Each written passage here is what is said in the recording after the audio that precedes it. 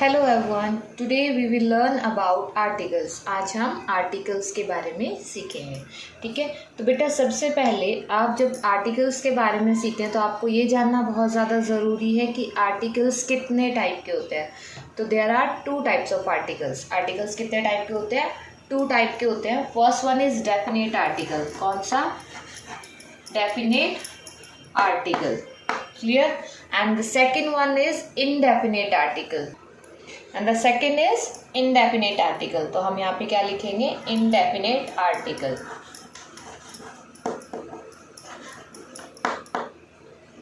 Clear?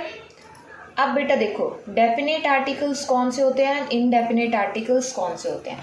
आपने articles आज तक जाने, आर्टिकल्स थ्री टाइप के हैं, ए, एंड द।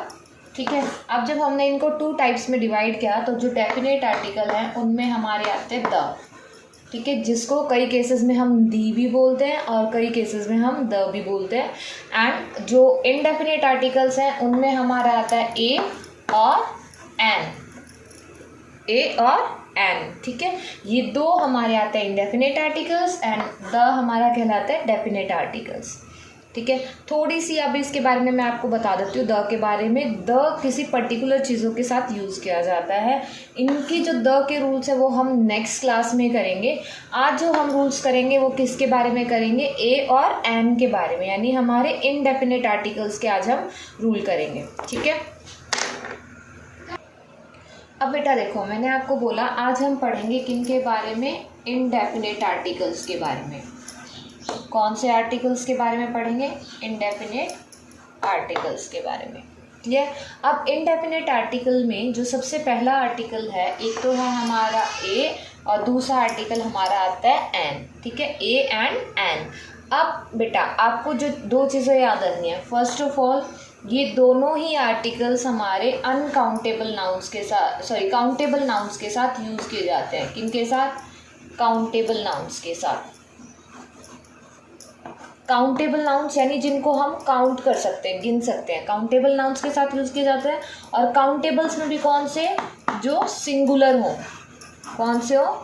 सिंगुलर हो, अकेले हो, उनके साथ। For example a boy. A boy, एक लड़का, तो अ बॉय यूज़ हो गया। वहीं अगर हमें एन यूज़ करना है तो एन एजुकेटेड बॉय।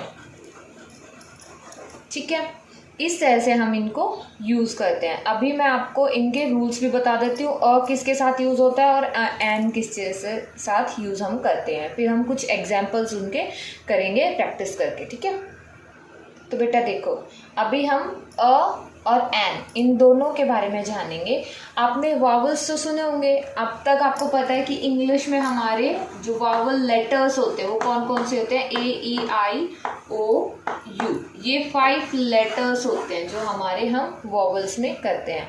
ठीक है, एंड अब आपको जो ध्यान रखना है कि जो एन है, एन हमेशा वावल साउंड से स्टार्ट होने वाले वर्ड्स के साथ लगता है, वावल साउंड्स के साथ। ठीक है, और वहीं ए जो कॉन्सोनेंट साउंड्स होते हैं, कॉन्सोनेंट साउंड्स होंगे, उनके साथ यूज़ किया जाता है।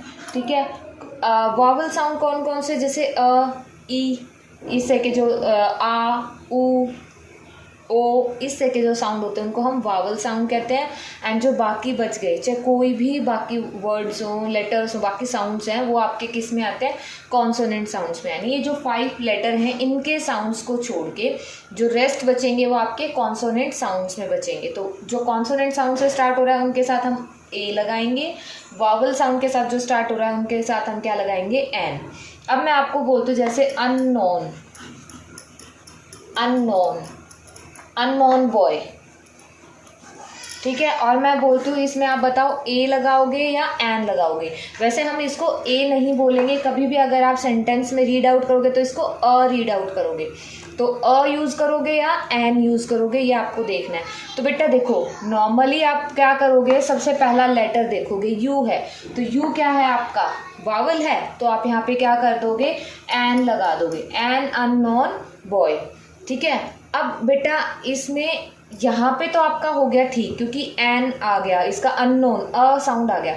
लेकिन इसी तरीके से अगर मैं बोलती डैश यूनिवर्सिटी, यूनिवर्सिटी, तो आप यहाँ पे क्या करते हैं, देखा यू स्टार्टिंग में यू है और आपने क्या लगा दिया, एन लगा दिया। ठीक है, अगर आपने एन लगाया तो ये हो जाएगा रॉन्ग। क्यों? क्योंकि यूनिवर्सिटी साउंड देखो किससे स्टार्ट हो रहा है, य से, यूनिवर्सिटी। आप हिंदी में अगर इसको देखेंगे यूनिवर्सिटी, ठीक है, कुछ इस तरह से लिखा जाएगा यूनिवर्सिटी। तो जो फर्स्ट साउंड होगा किसका साउंड आ रहा है, य का, य। तो यहाँ पे क्या आएगा, अ यूनिवर्सिटी। ठीक है, आपको साउंड समझने, अभी कुछ और एग्जांपल्स मैं आपको लिखती हूँ, फिर हम वो वन बाय वन वो एग्जांपल्स भी प्रैक्टिस करते हैं। अब बेटा देखो, आपको बोर्ड पे कुछ क्वेश्चंस दिए हुए हैं मैंने, तो अब वन बाय वन हम इन क्वेश्चंस को सॉर्ट आउट करते हैं। तो देखो बेटा, जो सबसे पहला है हमारा क्या है, डैश बॉय। तो आपको क्या करना है, फर्स्ट साउंड देखना है। फर्स्ट साउंड किसका आ रहा है, ब का, बॉय। तो यहाँ पे क्या लग जाएगा हमारा अ, तो आप क्या लिखेंगे, अ बॉय। नेक्स्ट देखो वॉच, व, किसकी साउंड आ रही है, व। तो यहाँ पे क्या आ जाएगा, अ।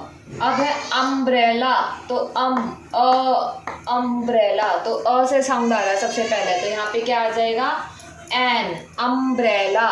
नेक्स्ट टॉय, ट का साउंड आ रहा है तो क्या आएगा, अ टॉय।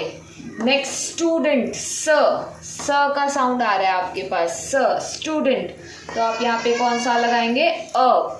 यहाँ तक हुआ। अब देखो नेक्स्ट साइड देखो, MLA। नेक्स्ट देखो बेटा, MLA, तो एम है, तो एम में और मैं एम ऐसे लिखेंगे आप। ठीक है, मैं थोड़ा सा स्क्रीन ऊपर करती हूँ, देखो एम, तो ऐसे साउंड स्टार्ट हो रही है, तो आप यहाँ पे क्या लगाएंगे, NMLA। अगला देखो एजुकेटेड, यहाँ पे भी किसकी साउंड आई है, एजुकेटेड, तो यहाँ पे भी आप क्या लगाएंगे, एन। ओके, ये एन एजुकेटेड बॉय। ठीक है, नेक्स्ट देखो आर, तो आर की साउंड आ रही है, यहाँ पे भी क्या लगेगा, एन। ठीक है, इससे नेक्स्ट देखो ईयर, तो ई की साउंड है, तो यहाँ पे भी क्या आएगा, एन ईयर। और देखो बेटा, ये इसकी प्रोनाउंसिएशन में ध्यान देना, क्योंकि हम कई बार रॉन्ग प्रोनाउंसिएशन करते हैं, तो हम इसको भी ईयर बोलते हैं। ये ईयर नहीं होता, ये क्या होता है, ईयर ऐसे लिखा जाता है हिंदी में, अगर आप देखेंगे तो ईयर, तो य की साउंड आती है इसमें, तो इसलिए यहाँ पे क्या आएगा, इसकी प्रोनाउंसिएशन को ध्यान देंगे। तो बेटा ये था आपका जो हमारे कुछ एक एग्जांपल से, तो यूजेस ऑफ ए और एन आपको क्लियर हुआ। एक बार मैं समरी फटाफट बता देती हूँ। ए और एन हमारे इनडेफिनेट आर्टिकल के साथ आते हैं। ठीक है, इंडेफिनेट आर्टिकल्स कहलाते हैं। किसी भी मतलब किसी के साथ भी ये यूज़ किए जा सकते हैं, लेकिन वो क्या होने चाहिए, काउंटेबल होने चाहिए।